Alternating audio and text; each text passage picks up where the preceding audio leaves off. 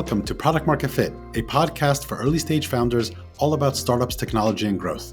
I'm your host, Moshe Poltorak, and this week I have not just one amazing founder, but three. For our first panel-style interview, I've brought back three early guests to the show who are personal and fan favorites to give us an update on progress made and lessons learned from 2023. We've got Rapha Alstadt of TLDV, Pascal Weinberger of Bardeen.ai, and Jakob Knudsen of Butter. All three companies are prosumer type SaaS apps with a strong PLG or product-led growth motion, a topic we go deep into. All three companies expanded their AI offerings within the product this year, so we discussed the AI hype cycle, EAC versus decel debate, and regulation. And somewhat coincidentally, all three founders are based in Europe, so we talk about what's happening in the European startup community and funding, regulation, etc. Make sure to stay to the end when Rapha, Pascal, and Jakob share their bold 2024 predictions. I was really excited to catch up with these three, and they didn't disappoint with their thoughtful and honest responses. Many great takeaways here, so stay tuned. And please shoot me a quick note at hello@pmfpod.com if you like this style panel interview. Hello, Happy New Year. Welcome, everybody. So happy to do this. Great to see you again. Excited to be here. Happy New Year. Hey, everyone. Happy New Year. Very good. So for those that may not know you guys, if each of you can just do a real quick intro, what do you guys do, and a little bit about your company. Okay, I can start out real quick. So my name is Jakob. I'm the CEO and co-founder of Butter, which is like Zoom, but laser focused on workshops and training. Hi, I'm Rapha, co-founder and CEO of TLDV. We are AI to summarize your Google Meet, Zooms, and Teams, and push the takeaways into your favorite productivity app and so much more. Pascal, co-founder, CEO of Bardeen. We're a workflow automation app trying to make automating your workflows super easy and accessible to everyone. Amazing. So it's kind of coincidental, actually, that you're all European founders. And the other connection that I realized the three of you are all Product Hunt Golden Kitty Award winners. So I don't know what to make of that, but there's some cosmic connection here. Let's jump in. Let's look back on 2023. Something that I have taken from a friend of mine, Jesse Pooji, who was on the show back in the summer, and he told me this idea of high-low buffalo. Something I do with my kids every week now. So it's a highlight, something that maybe didn't go as planned or a challenge. And then buffalo could be anything random, funny, whatever it is. So each of you, I guess we'll go in reverse order this time. High-low buffalo from 2023. High for us for 2023 was definitely launch of our Magic Box feature. That was kind of the most exciting thing I think we did. For the ones who don't know, it's basically like lets you automate any workflow with pure text. So it's kind of like taking this idea that obviously with ChatGPT, the whole world talked about natural language processing and so on. So we took this idea into the automation universe. And we were the first ones to launch this sort of like text to automation feature, if you will. There was a lot of kind of fundamental research and development that went into that since the starting of the company, actually. And that was a big highlight for us to launch that, and it was very well received, and still kind of one of the most exciting features in the platform. I would say that is our highlight. The low, on the other hand, is it's a very crowded market. It's very crazy. Like, and as you mentioned before, like, we're all kind of PLG companies, so I'm sure like we'll have a conversation around this. But something that we're still learning to do is how do we stick out? How do we separate ourselves from the noise? How do we differentiate ourselves well as a product? And I think it's an interesting thing that almost every user or power user, especially that we have on the platform, they're like, hey, if you guys only did like a better job at like messaging and positioning, and you would like talk about all the great things that the platform can do and the power of it and so on, it would be so much easier for people to find and to discover you guys, versus what I think we have a big mismatch between how we talk about us and how we position it and what it can actually do. So that's a big thing we're learning. Buffalo, it's a really tough one. I really don't know. I think we had some really like fun random encounters. I think like one was partnership with HubSpot we did that was completely random. There's some funny stories of how that came to be. And that would be my buffalo for the year. And by the way, if you want to throw in personal anecdotes, you can as well. It doesn't have to just be about your startup, but that's great. And I do remember you talking about the generative AI feature back when we met in December of 22. So I know that's something that you had planned a while back and didn't just kind of cram into the product afterwards to ride the wave. So congrats on launching that. I'm glad that the reception was good. Rapha? Cool. I love them. So now I feel I should share also something personal. Let me share both actually. So like Hi definitely had a strong growth in all our numbers, including monetization and revenue. So yeah, we managed to kind of hit the monetization path that is successful for us. Another Hi in my private life, I reconnected with someone super important to me personally, which I'm very, very happy about. The first thing comes to mind is we didn't manage to get our team together last year. A lot of like things happened, like partial people were sick or occupied, and then but it's planned now in April. So finally looking forward. On the other side, super cool how much we managed to innovate and do and launch and stick together despite not meeting in person once last year, but still like we can do much better. And the Buffalo. What is that? I also dude, the Buffalo.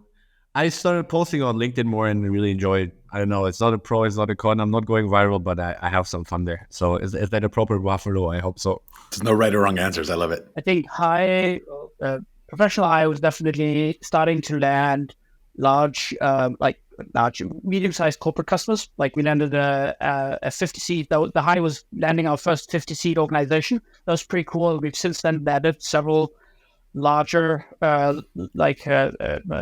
double-digit seat organizations, which is super cool for a product like ours. Like especially coming from a PLG, prosumer path, and seeing that you can actually go into these large customers and get adopted. That was big wins on our side, right?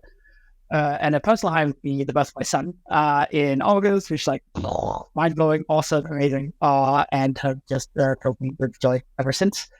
I think low would be market is tough. We have not hit our monetization trajectory, and that has meant cash constraints and us having to let go of people. So the actual low would be that we have to let go of several people in October, November. That was rough.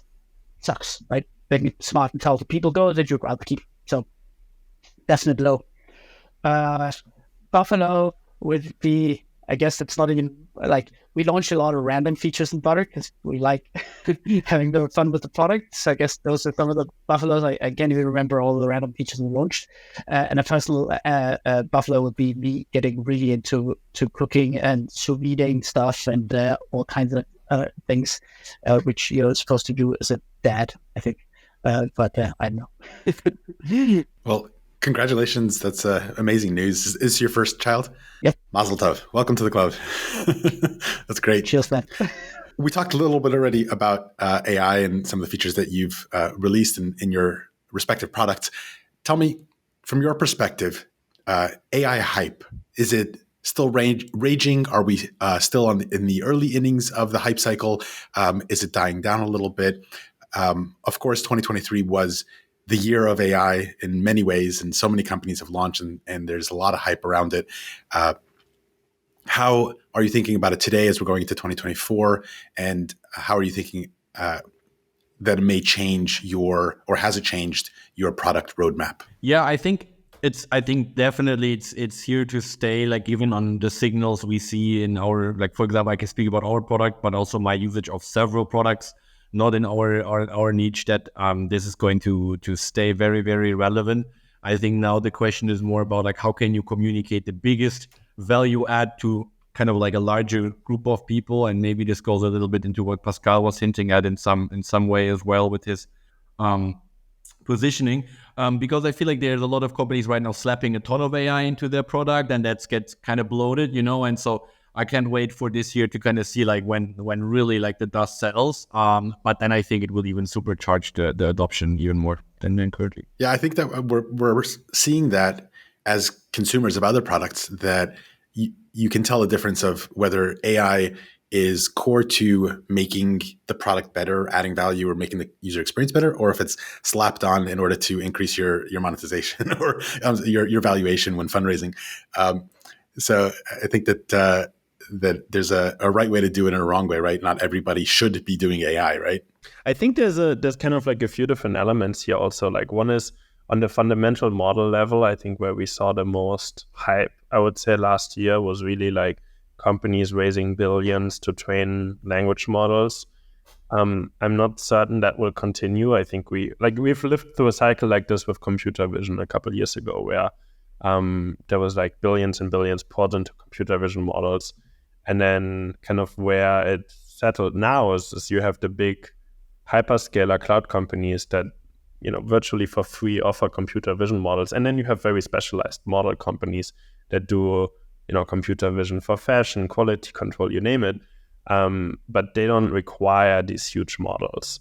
And I think would be my bet. Obviously no one really knows how the future plays out, but I think that we'll see a similar trend with language models, where you will have these giant models that you still get on, AWS, GCP, your favorite cloud provider, whatever. And there may or may not be a few independent players, and I'm not sure if you want to count like OpenAI on top, or even as independent at this point, because they're basically, integrated into the hyperscalers. But I don't think there's going to be much need for many more base models. And then we will see smaller models that are much more specialized. Thinking about, applications in legal tech, medicine, special translations, politics, you name it, like, consulting, that there'll be kind of, I think, more specialized models that they don't need, billions in funding. I think that would be kind of my prediction for that. However, on the consumer side, I'm pretty optimistic. I think there's some really strong signals, kind of similar to what Raph said before. Like, I also see myself using more and more AI features of other products on a regular basis, not only to play around with them, obviously, that's still a big aspect of it, but also like just on a regular basis. I think especially the search world is completely reinvented at this point. I think we'll see that growing. And I think a few interesting signs are even that, like, I'm sure you guys heard about this, like Microsoft, for their new hardware, that they're releasing a new computer, and they will actually have a new key, right? Like Microsoft has like Windows key, and then they're now introducing a like physical key on the keyboard for the AI Copilot feature. Like, that's just kind of like a manifestation of like how important of a feature they see that, being in the future. Otherwise they wouldn't add the key on the keyboard, which obviously just adds clutter and so on. So I think that we will see a much stronger adoption, especially in enterprise, larger companies, of like critical AI features and infrastructure. You mentioned the foundational models. These companies that we saw last year raise enormous amounts of money with valuations that we haven't seen in a while, right? Anthropic and, of course, OpenAI and Mistral and some others, right? Is there any way that they grow into those valuations, or what you think so? Yeah, I mean, OpenAI, it's now public numbers, right? But like 1.6 billion in revenue per year, like, and their valuation was what, like 80 billion? I think it was 100, yeah. Yeah, so I mean that it's high multiples, but it's not insanely high multiples. Like you get these like multiples of, I mean, but will the monetization drop as it gets commoditized? No, I think it's the interesting thing. Like, people always think commoditized technology is hard to monetize, yet the biggest companies in the world by revenue are commodity companies: electricity, water supply, you name it. I think like as technology commoditizes, being one of the big suppliers actually will boost your monetization. You may not have as much margin power and things like that, right? Because the differentiation is harder. But I think precisely because models will commoditize and we will see them everywhere, the revenue of those fundamental model companies will continue growing. I think, obviously, hard to predict the future, but, similar to, you might make a point that like cloud technology is commoditized. Yet there's like, I think Amazon with hundreds of billions in revenue, and then a few other players with tens of billions in revenue, and then nothing. So I think we'll see a similar landscape in a few years for base models. What about the EAC versus decel debate that's going on? We'll start with Jakob. Where do you stand on this raging war of acceleration versus doomism? And I guess how does regulation fit into that as well? Any thoughts on that? I don't think super. I start to caveat it with the fact that I don't have super strong opinions on this. I think you can really rabbit hole on that debate, just spend hours and hours thinking about stuff instead of doing stuff. I think the thing that I'm personally the most worried about is that we'll see a world where that debate drives Europe in one direction and say the US in another direction. And as a European founder, it scares the shit out of me. And worries me that we'll be left behind even more than we already are. So that's probably like my biggest concern with this particular debate and the direction it's heading. Do you mean the regulatory, exactly? Specifically the regulatory landscape? Europe will go into a regulatory in a too strong regulatory direction. Like I do think that regulation is necessary and wished for here, but I also think it's super difficult, and that the US will, as we've seen so many times, go into an acceleration direction and therefore favor the which will favor the US significantly more than Europe here. Mm-hmm. But you don't buy into either extreme, that on the one hand, AI is the savior and we're approaching AGI or singularity. On the other hand, that it is a mortal threat to humanity and we need to stop it and rethink our approach to exploration. You're not taking either extreme. And I don't super soft to just say, I'm a nice middle of the road kind of guy, right? And of course, I'm not fully. I'm more I'm more an optimist when it comes to the AI stuff, right? That being said, like I do think that as with so many other areas, like regulation is really is necessary and wished for, but I also think it's freaking difficult, and I don't see any of the directions that we've seen on a regulatory perspective here lead us in a direction that is really is positive. On top of that, I'd also say that I do not fundamentally believe in a fragmented regulatory world when it comes to this stuff. Like, kind of part of the world regulating it and another part not regulating it.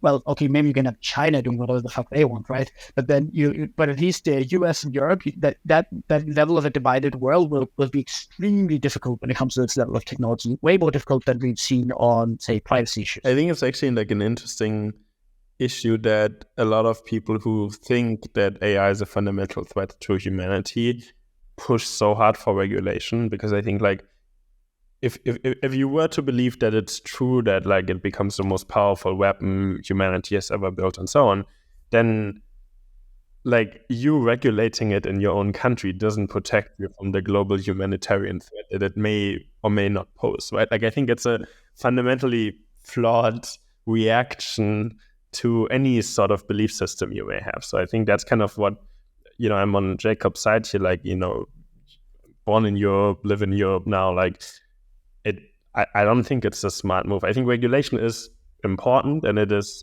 important to especially regulate the uses of technology and the training data and like privacy aspects of it. But I think there's also, as always, there's a spectrum. And I think like with the recent EU proposal or, regulation implementation, I think we've gone way too far on the like hardcore regulation side versus the like, okay, you want to regulate kind of, the basics of it and create some safety mechanisms, but you want to leave room for experiments and improvements, because honest reality is that like no one really knows how this technology will work, 2, 3, or even 10 years from now.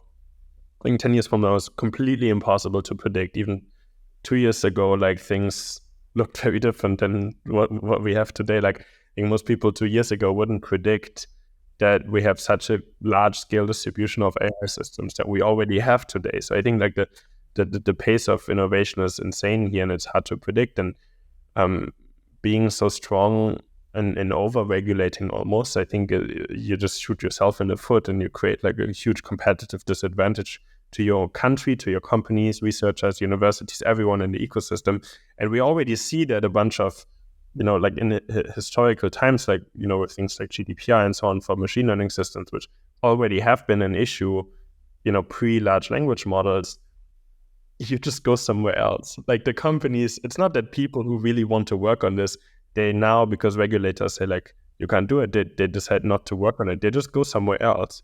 Like I've seen some of the best researchers that are like actually Germans were working at, without naming people, but they were working at institutions like the Research Institute for Artificial Intelligence in Germany, like the DFKI, and then now in China doing research, being very well funded by the government, and not having to deal with all the regulatory, issues that you have here. So I think it's you just kind of weaken the ecosystem here, and because I think there is a real risk of negative abuse of AI technologies, as by the way there is with any other technology. I think it's important to be in a leadership position and have the latest tools and latest technology to be able, in the worst case, to counteract any threat that may be posed by it. And I think like Europe just did the exact wrong thing to do there. So I don't know, maybe interesting to see, but yeah. That's the biggest gap in the debate for me, is that regardless of where you stand on it, you can't regulate the globe. So no matter what you do in the US or Europe, China or whoever else will do what they want. So I don't know what's the practical use of these types of deceleration type regulation. Of course, safety is important, and we need to consider secondary and tertiary effects of any new technology. But I understand that some of it is being driven by regulatory capture, but I think that a lot of it is just driven by pessimism and fear mongering, which I don't like in general. I try to usually take the side of the optimists. Rapha, any thoughts on this one? No, I fully agree. I'm like so mad at being a German founder in Europe. I'm, dropping the ball here, to be honest. So thanks I'm glad that we all agree on this topic. What is there to do, Like I just keep moving in hope that somehow they wake up. I think most of the stuff has been said already, and I sign everything you said. So let's continue picking on European regulators for a second. And I don't know if you even consider UK European anymore, but we know that they've taken their stance, right? You don't mind them. They've self-selected out, right? The UK antitrust regulator essentially killed the Adobe-Figma deal.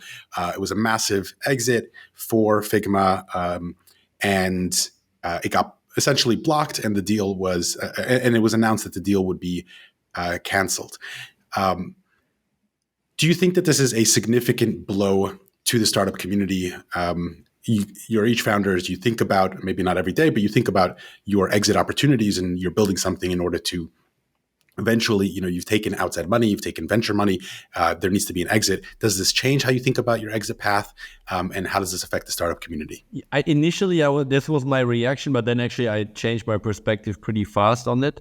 I think just like it's two major players in the market, with Adobe being historically like a very dominant one, and then Figma becoming like the new age favorite tool of choice. And so I think that, it can be very healthy for the ecosystem if there's two strong players instead of one giant. And so I actually don't think that I think it's actually creating a lot of like opportunities. Like the market will likely grow in the future a lot still, and then there's room for more players.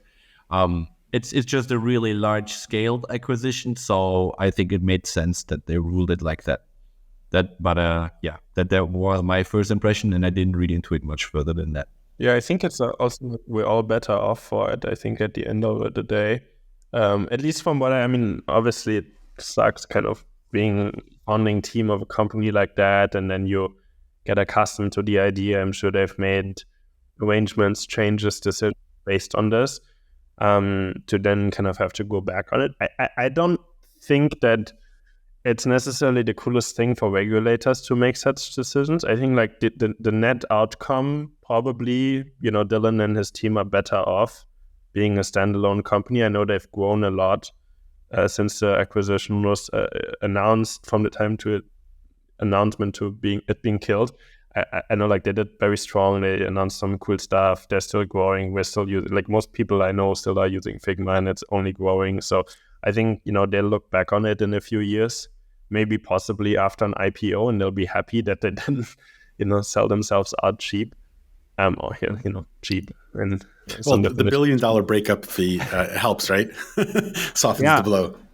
But I don't know. Like, I think there is something to be said about the power that regulators have in it, especially in, relatively small markets like the UK and, Figma not even being a British company. And like, there's this whole question about like how much say should they have in the first place, and who should actually, like from a regulatory perspective, make a decision like this. What if some random, I mean, I'm in Switzerland right now, so I'll just say this, right? But like, what if some random small country like Switzerland suddenly decides to kill a deal? Like, does this actually blow up the bigger deal or not? Like, I think there's all this kind of like weird uncertainties that come from this.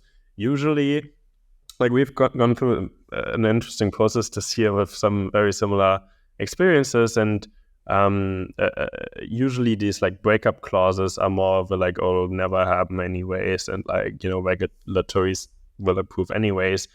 I think that people will consider that now in a different way. I think that will net be, negative impact to the startup ecosystem, just because there's now an additional risk factor in these decisions and transactions that traditionally wasn't as big of a risk factor.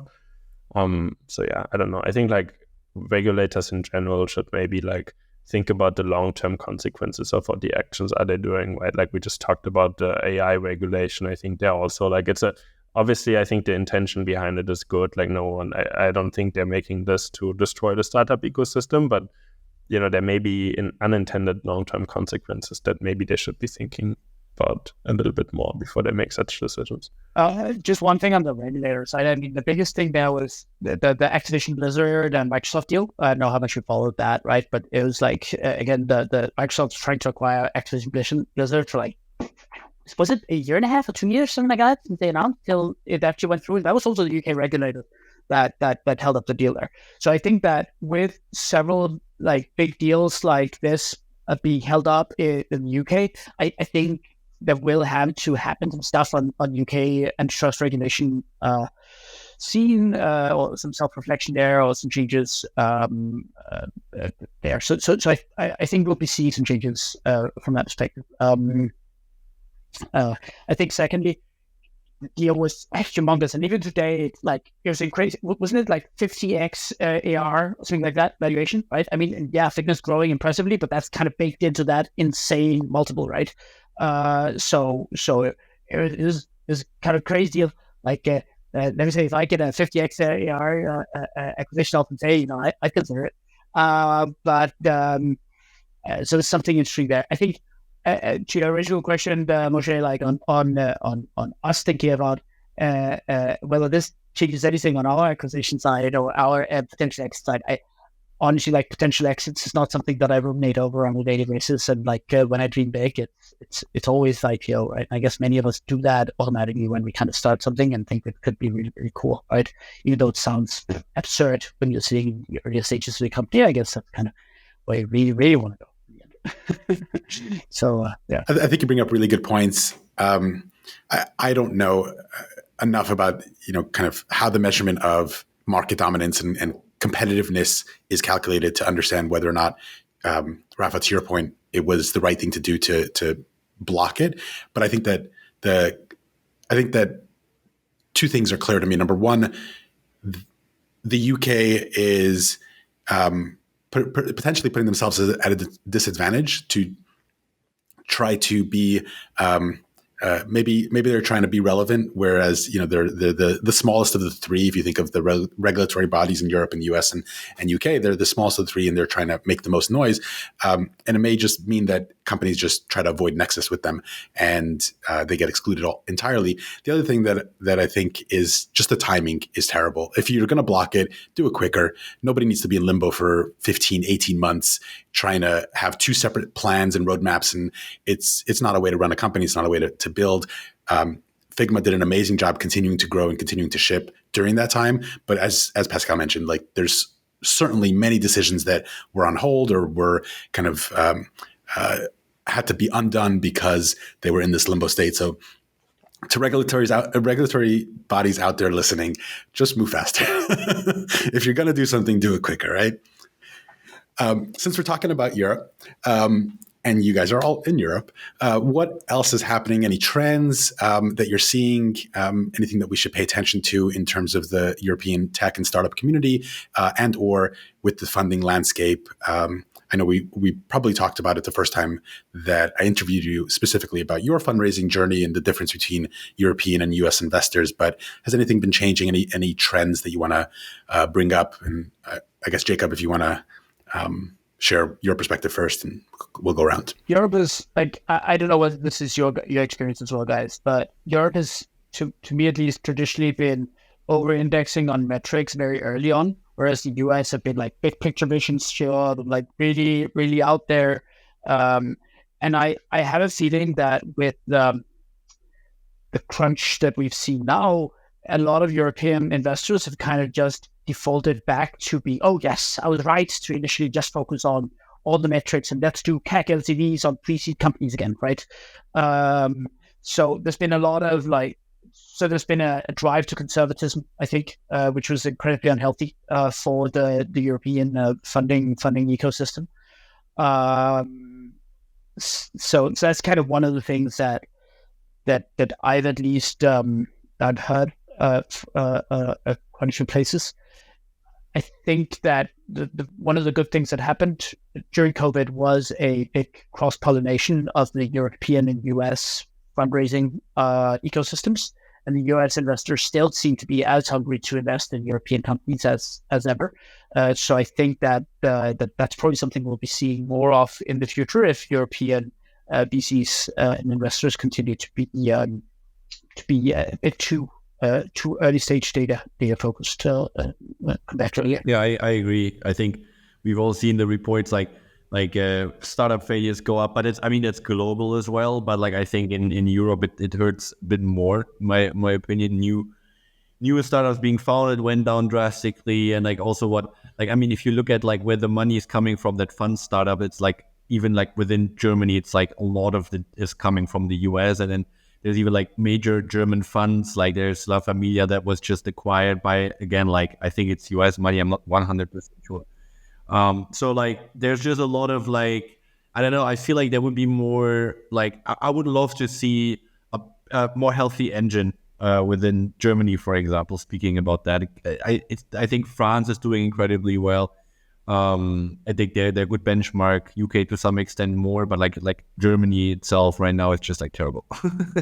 I know what Pascal thinks about that, but I'm like not a fan. I mean, I have to admit, I'm not too active in Europe myself. Like, I think most of our investors are American. We've never I never considered us like a German or a European company for that sake. We have most of our team in the US and so on. So, and that's by design, right? I think it's it's like why would you pick a harder market? Like if you can relatively easily pick an easier playing field, right? So like I tend to agree. I think there's a lot of homework to be done in Europe in general in the startup ecosystem. Some factors were mentioned before. Like I think we need a bit more of this like think big mentality to really make step function changes. There's some small improvements here and there, right? Like, I mean, there's the occasional like quantum computing company that gets funded in Germany and so on, but like a rocket company, but the scales are just too small, I think, to really make a difference. But then at the same time, it's hard to like kickstart this. I think like the US has a huge advantage just by the sake of that they have a very strong venture ecosystem since decades at this point that keeps feeding in itself, right? Like most of the big funds are started by ex-entrepreneurs that have successfully bought their companies public or acquired with big acquisitions. So they have new money that then gets fed back into the ecosystem. Some of that happens in Europe already. Like I know a lot of the successful founders, they do a lot of angel investing. They do some of which have started funds. They're obviously smaller now. They haven't been able to grow over the last 20 years. But I think there's some of it already happening.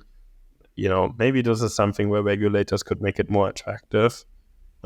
give, tax write-offs, give like tax incentives to do things like that, enable more lean structures for fundraising. Like, I mean, Germany, one of my favorite examples is like, even if you want to raise a seed money, like, you're trying to raise a few $100,000 for a seed, like you end up having to deal with all this like notary stuff and wet signatures for everything. And it's just really painful to do. Like, versus in the US, like you can incorporate and raise millions without ever having to step foot in any lawyer's office or notary's office. And I think that just like removes friction from the process, right? Like if you're trying to, as with everything, if you're trying to scale something, the best way to scale is like remove friction from every step of the process. And I think that's maybe something where like, yes, it's the ecosystem itself. So like founders who have access, like keep reinvesting in it. That's already happening. I think I see a lot of that. That just needs time. But then there are some things where maybe, regulators could be a bit more active in removing friction from it. I think there's a big difference there though within Europe. Like in Denmark, it's very easy to set up a company. It's very easy to fundraise. So you don't have all the wet signature, the ton of digital signature stuff. Where we see issues is in very much in like importing. Like now we're a fully remote company, but if you were to start a Danish company and actually have employees in Denmark, immigration is absolutely horrible. And then taxation issue. We have a lot of taxation issues on employee stock options and stuff.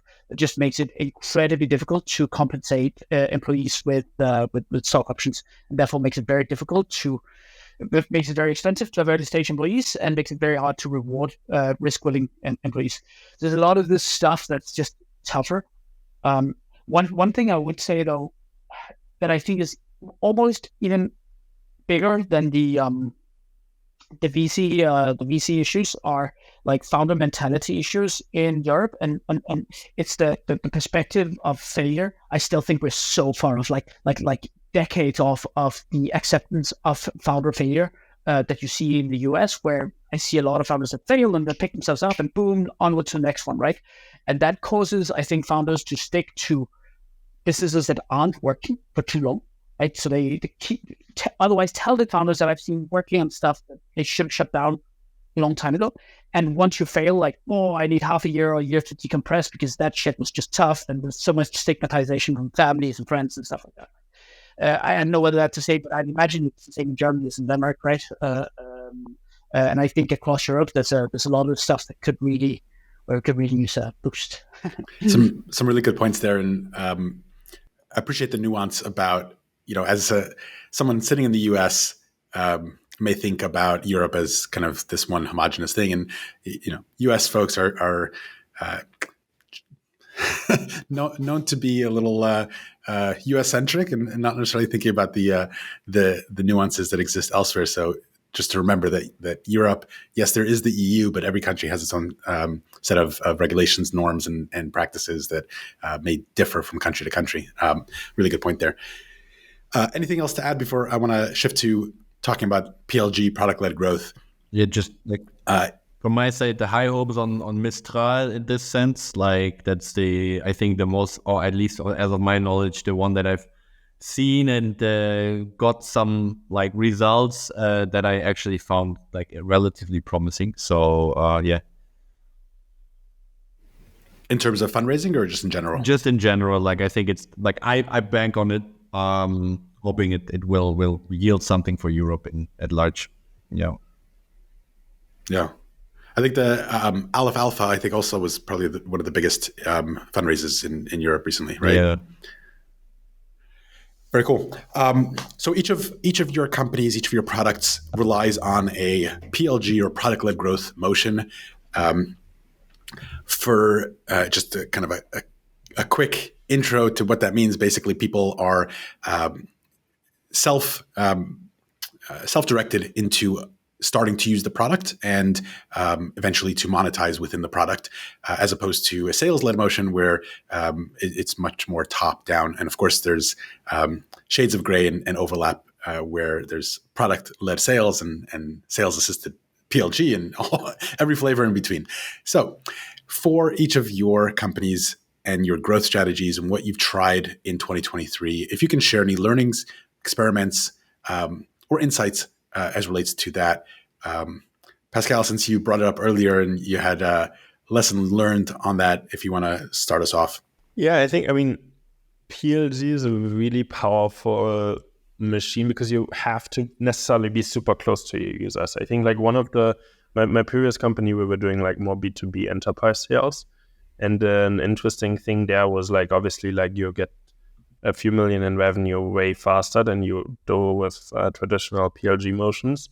But you can also have a lot lower quality product doing so, because not like the people who sign the deal and wire the money aren't necessarily your users, right? Like you typically sell into some sort of executive in a company, and then, you know, they oftentimes, like, if anything, get an admin dashboard of the product and like some sort of like fancy graphs, but like the end user of your product is someone else, right? Versus with PLG, you fundamentally have to optimize for the end user experience. And I think that's a great forcing function, which like all the PLG companies you see out there, and I think that's certainly true for, at least like I know TLDV quite well as a user, also in Butter too, is it almost like forces you to build a better version of the product. So that's amazing. On the other side, you're kind of usually by definition talking to people with lower budgets. You know, people have sometimes their own personal credit card that they put in, or they have to go expense it, which a lot of people aren't really like excited to do. So on the monetization front, it's much harder to like hit monetization, like really hit big numbers in monetization. So it kind of comes as a two-sided coin, as you know, everything in life. The advantage, I think, with it is at a certain point in time, and we spent the first 2 years building like a free, or basically free to use version of our product, precisely because we acknowledged that, like, okay, we have to build the best possible user experience, make it super seamless to use, accessible for everyone, and then slowly added monetization on top of it, which now kind of puts us in a situation where we now have to think about like, what's the next step, right? Like, how do you now get away from like people's personal credit cards and them expensive in the motion to something that looks a lot more like a, you know, enterprise motion without necessarily having to do this top-down enterprise element. So, and there's many different approaches people have done, right? Like there's the sales assist, there's kind of like product qualified leads, and then you build a sales motion on top of it where you have people that have lots of like strong user bases inside your product, and then those you target with a traditional sales motion, or you try to create like upgrade paths within the product that encourage your users to become your salespeople, essentially to pitch the product usage to their executives and then get them to, you know, become the billing admin, if you will. So that's still something that I think like the whole industry is kind of figuring out. We talked to a lot of PLG companies who've done this successfully, from Notion, Calendly, you name it. And at least I haven't found like a perfect blueprint on like, here's the proven path of doing this. I think everyone agrees that like you have to, you know, build it into the product, make it a, you know, easy to use, seamless experience within the product. But then how exactly the mechanics work of, you know, unlocking this almost like team or collaborative motion in your product, that's something that there's many ideas out there, and I think everyone kind of has to test this for themselves. And we're kind of going through this right now ourselves. We've just launched a team version of Badin, so you can now collaborate with your team on it. And we're kind of trying to figure out how to make this work as a bottom-up PLG sales motion to kind of like scale across an organization. So yeah, I guess that's the high level, I think, of what we've learned in the last year on PLG. I appreciate that. Are any of you using POCUS to help with product-led sales? If the answer is no, we'll cut this whole segment. I'm just curious. Well, I'll answer a half question there. Last year I went through looking at both POCUS, Endgame, and a ton of these different types of products. And as a pretty strong Mixpanel and analytics user in general, I just found it too, well, it's a dumbed down analytics suite, very focused on salespeople. I can see this if you're a big PLG organization like Loom or anything like that, then it would work. But if you're a smaller organization, then it seems like total overkill to have that and we're using Mixpanel for our product analytics to have both of those. So did a pretty dive on that. Yeah. Cool.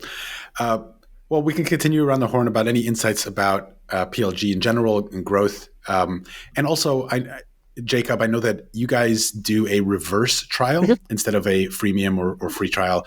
I think that Bardeen and TLDV, I think that you've experimented with that as well. So maybe if you can talk about kind of the nuances there, if that's relevant, if there's any insights to be gleaned from experimenting with those different type of trials. Yeah, I mean, you can actually, so we actually started out having a reverse trial, and for context of that, it's basically just having both a freemium version and then upgrade automatically. When people sign up, they automatically upgrade it for 14 days to a paid version, and then downgrade it again, right?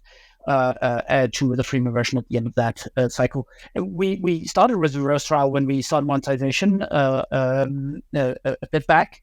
Then we discontinued the reverse trial and just went freemium, and we reintroduced it because it just worked so much better with the reverse trial.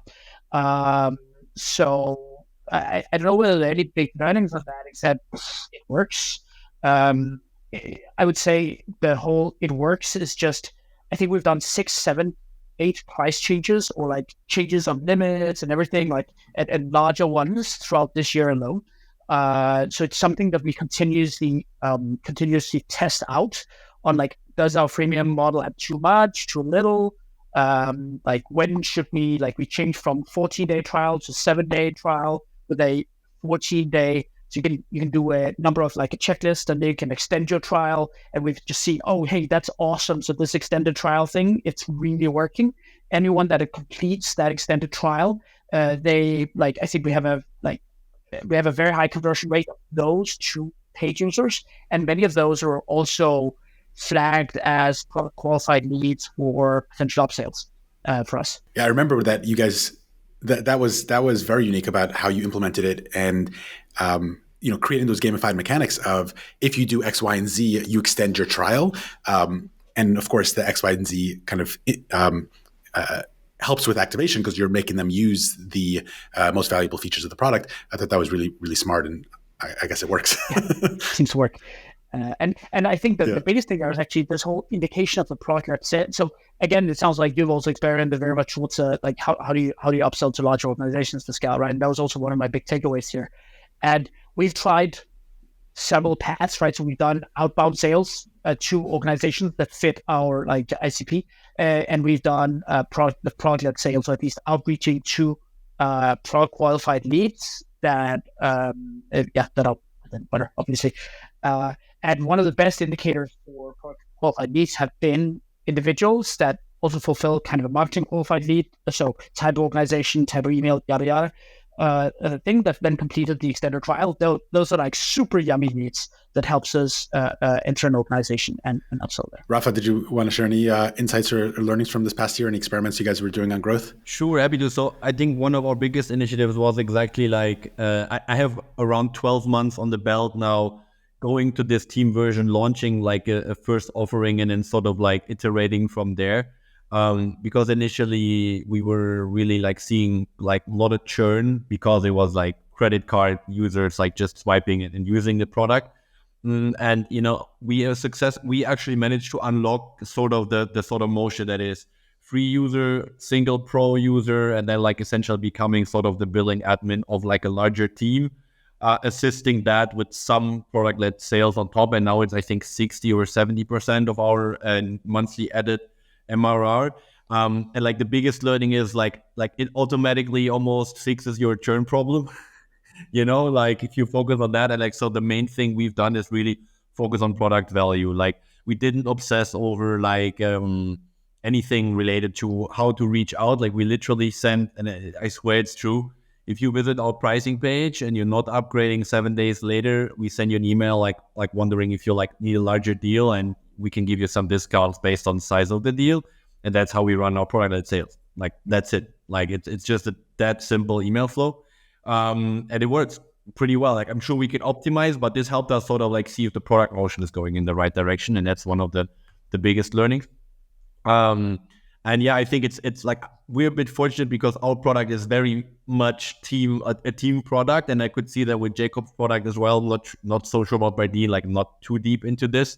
But my one like big learning is like having some sort of giving a feeling of control to the leads of the team is really, really important when thinking about moving to the team. Like if they feel in control over everything that their team is doing, and then that's a really powerful upgrade driver. And who's doing the product-led sales? Have you started bringing in actual sales teams, or is it still being led by either product or customer success? Yeah, for us it's Carlo. Like he's just the best listener on the team by far.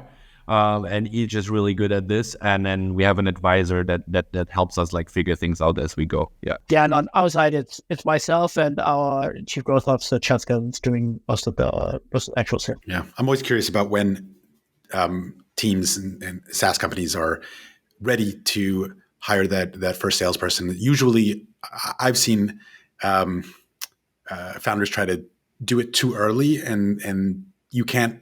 If you haven't been doing it, and the founder needs to perfect that sales pitch before they can hire a salesperson. But then eventually that gets to the point where if things are going well and you want to scale up, you got to start bringing in folks to specialize in that. One quick comment on that. Look ahead. Just one quick comment on that, because I think you hear that super often. Oh, you need to learn the playbook and then you can handle all and stuff. I think there's also a ton of product learning in doing the sales, especially to larger organizations in the earlier days. That will be lost if it's salespeople that take over too early. So it's not just, hey, you need to perfect the growth motion. It's also like, well, you lose touch with your users, and especially those who really, like those significant users that you want to sell to, you lose touch with that if you hand it over to it. Yeah, absolutely. Like basically from these conversations, we essentially designed our like 6 months sort of product roadmap. Like literally it was like almost like the Autobahn, like we would take these conversations and we would like ship these things. And I fully agree. Like I think that's the most important thing at the early stages of that. And it's ideal if you can do this in-house for sure. Yeah, be like before hiring someone new. Yeah, 100%. So I think you know that I am getting back into the arena and going on a founder's journey, building. Any advice for me? You guys have been at this for a few years now in your current roles and your current companies. What's one piece of advice that I should take away as a founder starting out new startup? I guess I've had one because I wrote that before. And it's something I think a lot about, namely manage your energy ruthlessly. It's got to be so big ups and downs, and it's going to be a freaking long journey. And like, if you don't somehow establish methods for managing your energy early on, then it's going to be any specific things that have worked for you in doing that? It sounds stupid, right? But just the number of things that you can do to get perspective and make sure you're not your business. All this advice, it's super like run-of-the-mill advice, but it really freaking works if you're able to do that.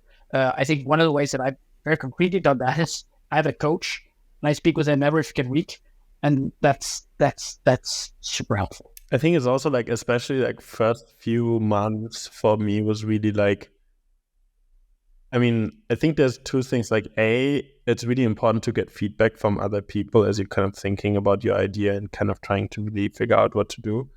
But then on the other hand, like don't like over-index on that. Like I think there's a lot of people that will just tell you because maybe your pitch of it wasn't great or you have failed to communicate certain things or whatever. But like they will give you false feedback or just because their data is different to your data, or they don't actually understand what they're talking about, or like many different reasons, right? But like they will tell you to do something that maybe you shouldn't be doing. And maybe sometimes it's better, especially if you're building your own company, it's better to stick with your own intuition over other people's intuition, because at the end of the day, you're going to be the one spending your next N number of years doing this, not them, right? Like they don't have skin in the game. So it's very cheap advice to get from people, but sometimes I see founders, especially early stages, they'd like massively over-index on industry expert XYZ feedback. And then, a few months later, they realized that they were wrong, but now they're not excited about what they're building anymore because it's not what they wanted to build, but what this other person wanted to build. And I don't know, I think that's maybe something that's hard. You have to find a balance, right? Because you don't want to just like put your blinders on and completely ignore people's feedback, because sometimes there's very valid points in there, and sometimes it's very good advice that you're getting, and you should absolutely consider it. But I think there has to be a very strong filter that you yourself put there, and you're like, okay, how much do I want to listen to, Raf's feedback on teams go-to-market motion versus figure this out myself.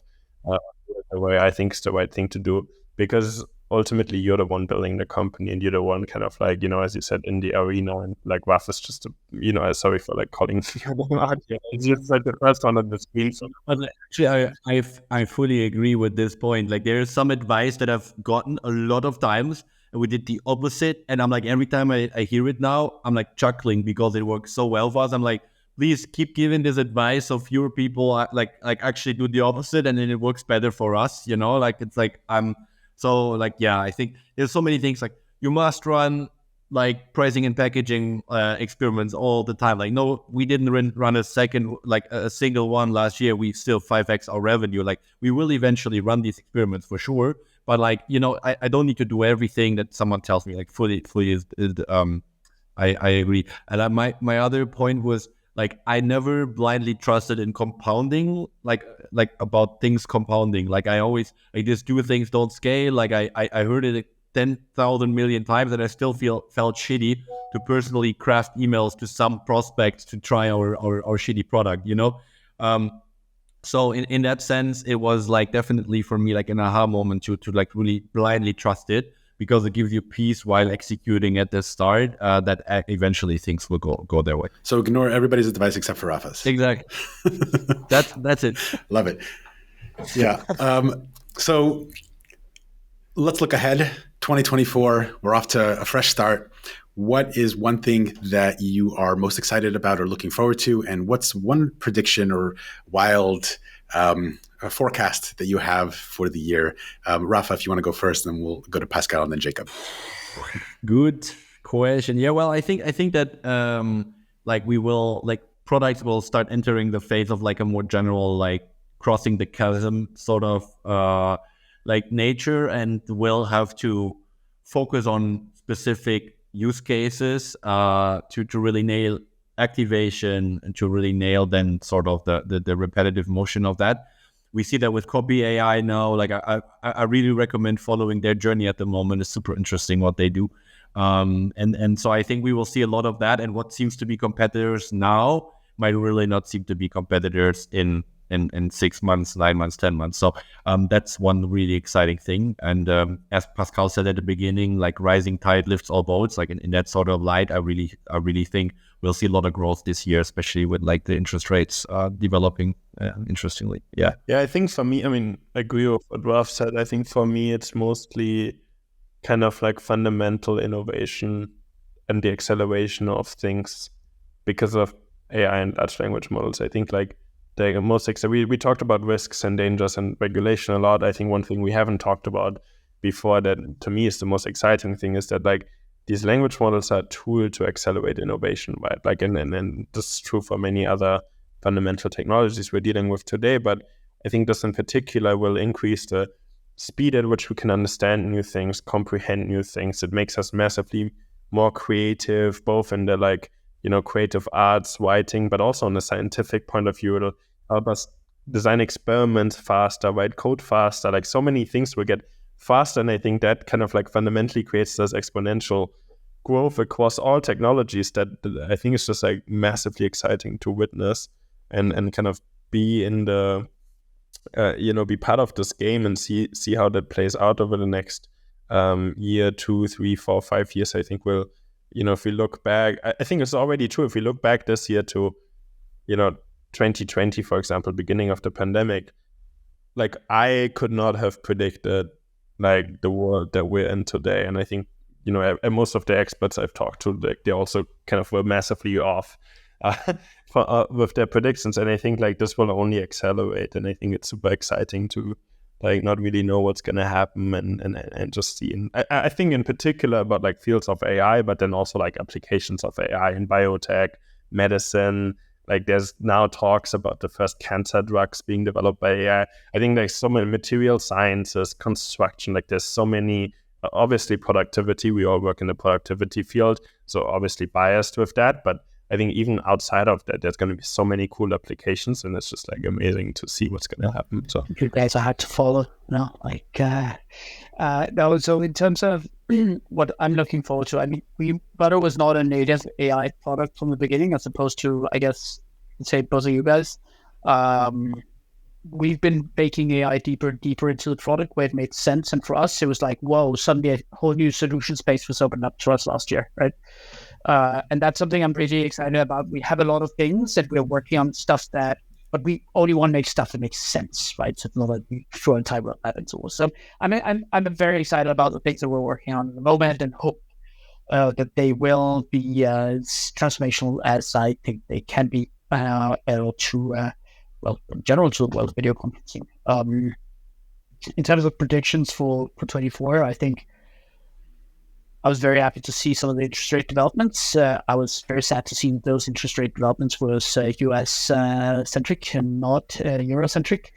So I think that there's still enough uncertainty in the market for at least the first half year to make it very chaotic from both a fundraising perspective, of course, but also from we depend on B2B SaaS spend. So from B2B SaaS spend perspective, I do believe and hope that things will start to lighten up towards the H2 of 24. Gentlemen, I really enjoyed this. Thank you so much. If there's any question that I didn't ask that you wished I'd asked, or if you want to ask a question to your fellow panelists, anything to add before we close it out? I have one for you guys. Are you planning to, given that the VC world is also kind of, the model is tumbling a little bit, are you planning to raise this year? The two questions in that, right? Are you planning to raise at all because of the tumbling model, or are you planning to raise now? I'd say we're pushing as far as we can because of the uncertainty, both in terms of multiples, etc. I do think that fundamentally, we're a VC-backed style business that needs VC money to grow to the size that we can become. So that being said, I will for quite a bit of time, and already now we're taking in alternative ways of funding. That's helpful instead of simply on VC funding, and we're relying very much on cash and revenue and no costs. So that. Yeah, I think it's a tricky question for me. I think we've recently done a very strategic investment with HubSpot that really wasn't planned. I don't really plan on fundraising right now. I think there's a number of factors which we talked about right now that make it not the most favorable environment, and I think there's a very good practice also in staying focused on just growing the business and not necessarily massively overbuilding the company where you don't really have the revenue to back it and so on. So that we're starting to that we're following. So that's really our perspective. Having said that, there's always opportunities, and there's always if the right thing comes together, then I think we're all venture-backed companies, so you would take, at least consider a deal if it makes sense, but we're not actively looking for it at this point. Yeah, that definitely seems to be the trend in focusing on growing revenue, keeping burn as low as possible to extend runways, because those later rounds are much more difficult. And worse. So this whole PLG is dead thing, I don't really get it. And I don't see it. Any of you guys worried about this trend, or do you take any big takeaways from that talk that is out there? And I think we talked about this last time on the podcast. Actually, there's a lot of very poorly executed PLG strategies that are just lazy growth strategies that have a not good product, but also don't want to build a sales team or can't raise the money to build a sales team and so on, and then they call themselves PLG and they fail. I don't know. I think it's the same thing is true. Most startups fail, yet here we are building companies. I think it's always generic advice, and you always have to find your own version of it. I think there's something to be learned from every company that fails in this sector, and there's something that we can all in every specific example, look at and understand, why did they fail? What can we learn from this? What can we do better? But I think just because some fail at doing it doesn't mean it's impossible to scale it. And there's great examples out there that have successfully scaled PLG motions, Notion, Calendly, you name it. I think I would look at those and say okay, if it's dead, how come Notion is such a big successful company? That just makes no sense to me. Yeah, same. I feel there's a lot of people that just position themselves as like the one extreme or the other to pull people over where things are not working, and they're like, yeah, exactly. It's because this is not working, and it's just no. I really believe it is working. Like for us, we're not planning to change it, and even if the whole industry changes now, because like some of you are really dooming and glooming this, better for us, like I think there's a specific type of people that really like flocks towards PLG, and when you make sure that they see the value in your product, you make sure that they get the aha moment, they retain, you can actually exploit like this value by going into the company and like showing this value to much more people based on that. When you succeed with that, PLG I think is the most cost efficient way to grow, but it's hard. Insert the blank is dead is the most overused kind of hot take that people want to throw out there. I'll just add something that I've observed, that people seem to forget that PLG still requires marketing or awareness on top of it, right? Product-led growth helps for activation and adoption, but they need to hear about it somehow. So if you're TLDV and really Bardeen and Butter have similar kind of virality loops in the product, that's the best case scenario where you can have inherent growth in the product. But even with that, you still need to think about awareness. You need to think about whether it's demand generation or at least demand capture, all of that stuff to get them to the product, and then the product can take over. So that's one thing that I've would add there. Anything else? This has been fantastic, but I want to be respectful of your time, and I know it's late where you are, so I want to let you go. Thank you to each of you. Really enjoyed this. Maybe we'll make an annual tradition of this to check in with each other and see how we're doing. But really enjoyed our conversation, learning from each of you, both now and in the first time we spoke. So thank you. Much appreciated, and wishing you tons of success in 2024 and beyond. Awesome. Happy Thanks so much. Bye. That's a wrap. Let me know your thoughts on this style show with a quick email at hello@pmfpod.com or DM me on LinkedIn or X. I always love to hear from you.